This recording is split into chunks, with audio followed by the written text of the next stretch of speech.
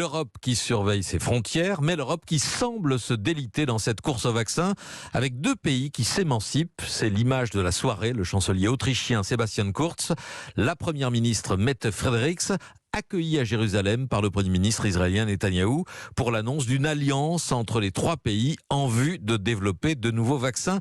Isabelle Horry, correspondante d'Europe 1 à Bruxelles, c'est la solidarité européenne qui est mise à mal ? C'est clair que l'image des trois dirigeants côte à côte ne fait pas de bien. Cette solidarité déjà fragilisée par les achats de vaccins russes et chinois à l'est de l'Europe. En termes de perception pour les opinions publiques, c'est ravageur. Pourtant, la Commission européenne ne critique pas officiellement la démarche de l'Autriche et du Danemark. Elle estime que toutes les énergies sont bonnes à prendre. Mais côté français, on est frontal dans les critiques. Sur notre antenne, la ministre de l'Industrie a rappelé que sans le cadre européen de vaccins, le Danemark, 6 millions d'habitants, et l'Autriche, 9 millions, n'auraient sans doute pas accès aux vaccins aujourd'hui.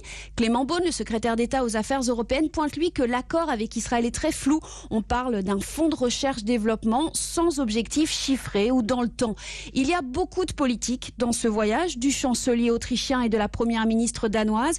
Ils veulent calmer leurs opinions publiques, soupire un diplomate, car il faut rappeler une chose, Israël ne produit aucun vaccin. Certes, sa campagne de vaccination est un succès, mais c'est grâce au vaccin BioNTech Pfizer conçu en Europe et que les Israéliens ont acheté et importé. Isabelle Horry en direct depuis Bruxelles.